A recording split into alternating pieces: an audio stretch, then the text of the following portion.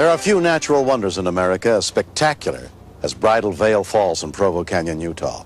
Rushing waters drop 2,000 feet on the face of Cascade Mountain.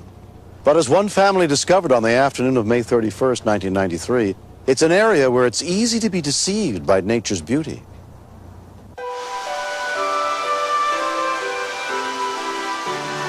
Thousands and thousands of guests visit Bridal Veil Falls during the summer months each year. Unfortunately, because of the steep terrain, it is a very, very dangerous area. And Bridal Veil Falls does claim lives every year. This was the first time Kim Pierce and her family had come to the park. We hiked up to the falls and we just kind of sat around and rested there, played in the water some and checked out the sights. My daughter, Renee, and Cody, my daughter's boyfriend, were with us. Cody is a part of our family. He's just like one of our own children. None of them, including Ken Pierce, were experienced hikers. Some of the trails are rough, and we started up one, and it started to get pretty steep.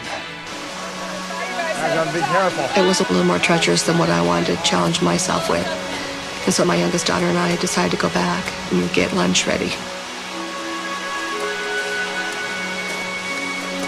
We kept hiking, and the higher we got and the farther we hiked, it got steeper and a little more scarier.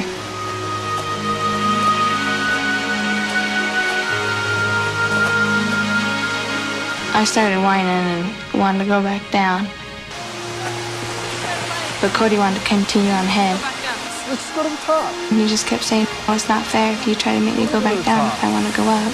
Cody, we're now. And so I said, okay, fine, go on ahead. We'll be waiting at the truck for you.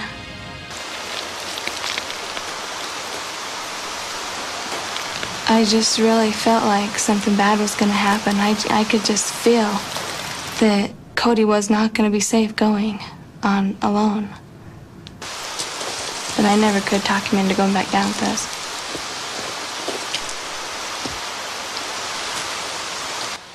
Hi. What's happening, baby? Not much. Renee was very angry at Cody because he had decided to go on and she was frightened for him. Stop. I told him to be careful. I hope he is. We were looking up on the falls, looking for Cody, and we thought we spotted him a few times. But it ended up not being him. I'm gonna go to Logs. I'll be back later. Okay. I left and went to use the restroom, because by this time I was calmed down. Right up in that area up there. Right up there. You remember what he's wearing, Erica? Yeah. There he is, right up there. Where? Right up there in that chute, baby. What's that Off to the right-hand side, you see it?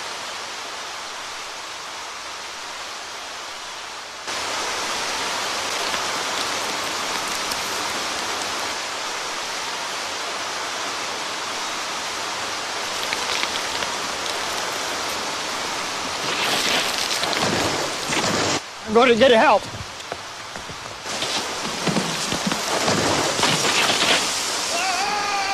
Oh my God!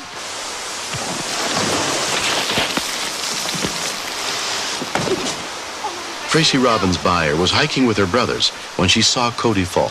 It was a devastating thing to watch. I don't know how anybody could survive a fall like that. There's no giant grove of trees over there! When I saw Cody fall, I just wished that I could be there to save him. I just couldn't believe that I was standing there watching him fall, and I couldn't be there to help him. Did you see that guy fall? And I said, no, where? And he pointed out where he fell from. And I knew, I had gut instinct right then that it was Cody. I just knew it was Cody. May, I think that was going to help. Come on. It looked like he had fallen maybe 150 feet, maybe 200. And the way he fell in the length, I just took it that he was dead. A Utah County volunteer search and rescue team was called in, including EMT Corey Child. I could see where people were pointing was directly under the tram ride. It appeared to be a 200-foot fall. Time is always of the essence in a rescue. A couple things go through my mind.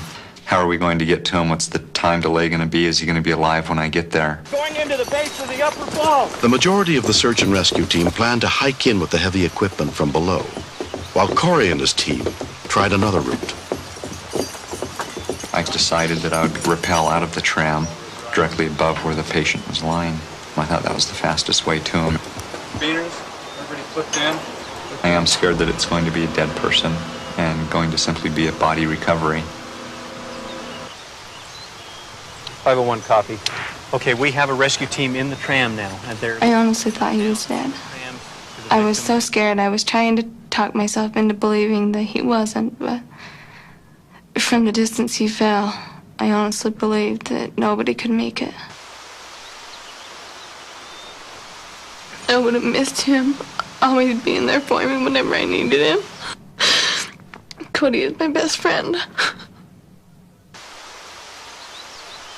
When do you want to start throwing it out, Corey? Not till I get in position.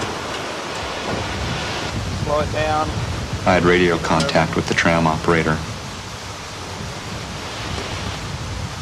I tried to keep a good eye below me to see what was going on.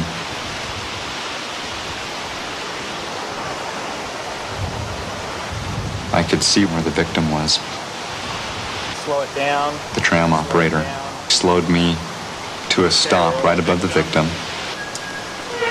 We threw the 300-foot rope out the door and watched it hit the ground.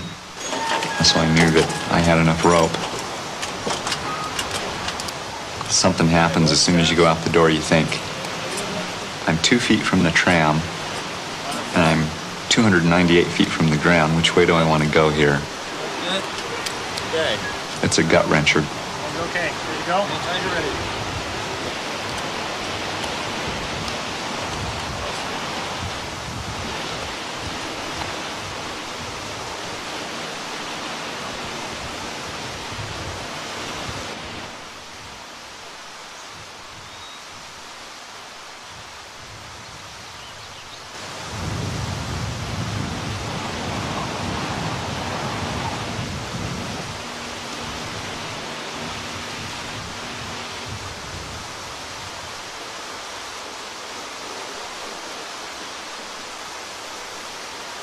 As I'm rappelling, I'm thinking, what am I going to find when I get to the ground?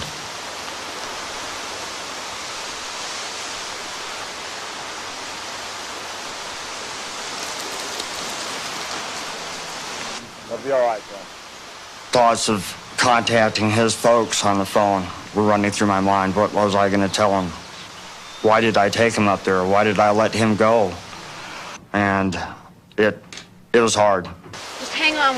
When I first got to the victim, I could see 2 bystanders. I was amazed that he was alive. Okay, I want you to keep holding his head. Where do you hurt the most? And just about everywhere I touched, Your hip? he would moan. Any patient that I'm working on, I continually think, when's he going to crash on me? Stick your tongue out. Crashing meaning, when are his vital signs going to drop? When is he going to die on me? He had fallen 200 feet.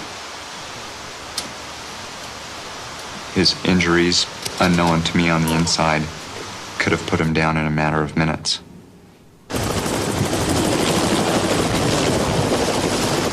"19-year-old Cody McQuillan was transported by helicopter to Utah Valley Regional Medical Center. Amazingly, the only major injury he had suffered was a fractured pelvis. And I asked him if I could hug him, and he said yes. And I said, oh my gosh, I'm so glad that you're all right. Cody's mother, Linda McQuillan, came to the hospital as soon as she was notified about the accident. It was very emotional. He instantly became my little boy. When he saw me, he started to cry, and I started to cry. I told him how thankful I was he was alive and how much I loved him, and that everything would be okay. Cody is completely recovered from his injuries. When I found out how far I'd fallen, I think about how lucky I am. Lucky I'm not dead or in a wheelchair. Lucky that I'm alive.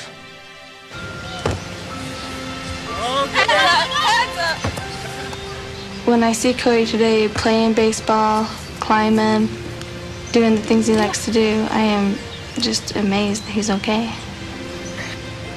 I still would like to know to this day how somebody can fall that great of a distance and not be dead. My advice to anyone that's gonna hike: wear proper shoes, pay attention to trailhead signs, scope it out, learn what the difficulty of it is. And if you don't think you can do it, don't do it. You can never be too safe. I'd just like to say to all the people that helped rescue Cody how much I appreciate and thank them. It's just amazing that he's okay, and I think about that almost every day.